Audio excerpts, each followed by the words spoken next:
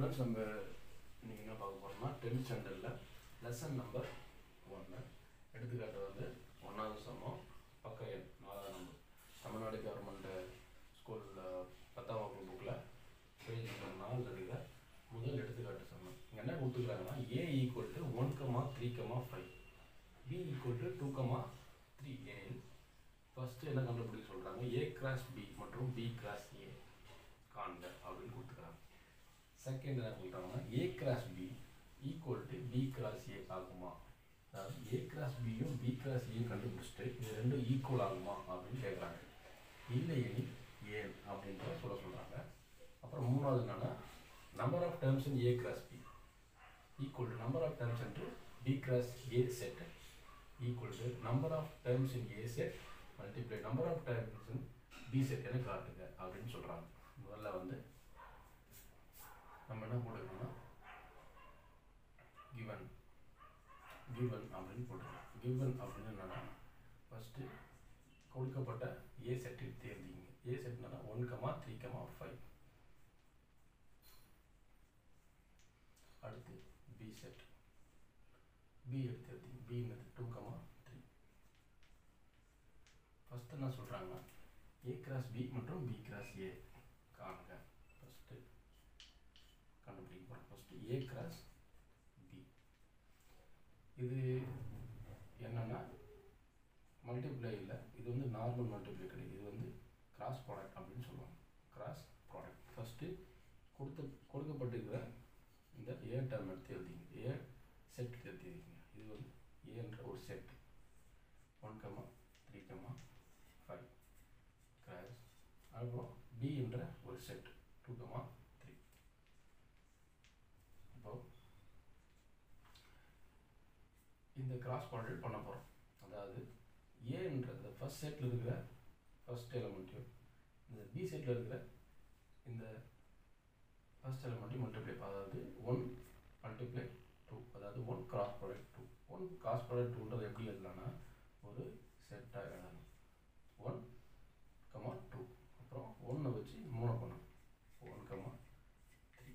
அப்புறம் 3 வச்சு 2 பண்ணுங்க, 3,2. 3 வச்சு 3 பண்ணுங்க, 3,3.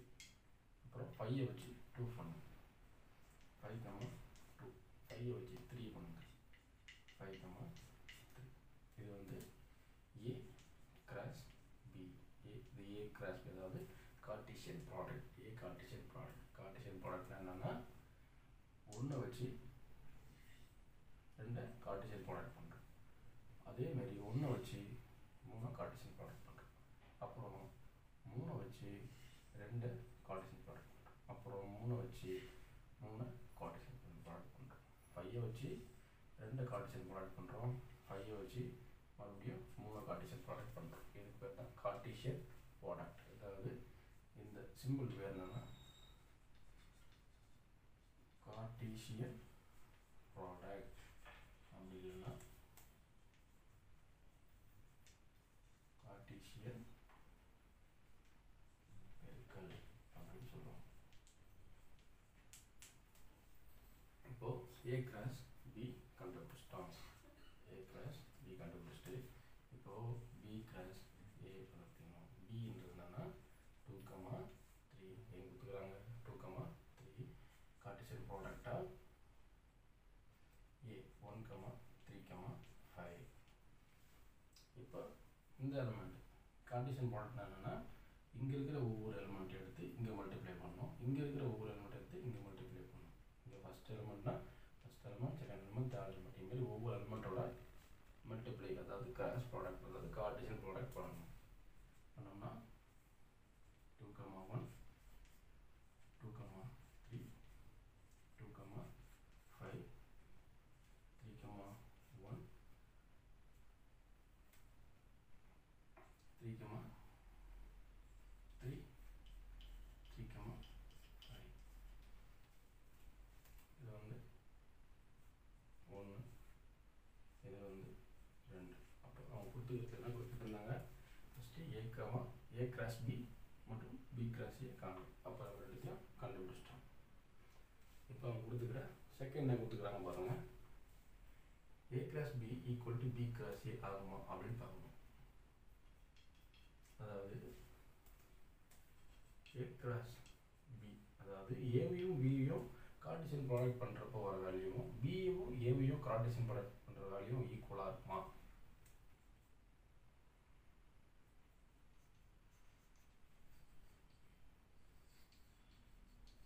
இப்போது இதுக்கு என்ன பண்ணணும்னா இதில் இருக்கிற எலமெண்ட்டும் இதில் இருக்கிற எலமெண்ட்டும் எடுத்து பாருங்கள். இப்போ 1,2 2,1 ஃபஸ்ட்டு இருக்குது. 1,2 இல்லை 2,1 இது ரெண்டு ஈக்குவல் ஆகுமா? ஆகாது.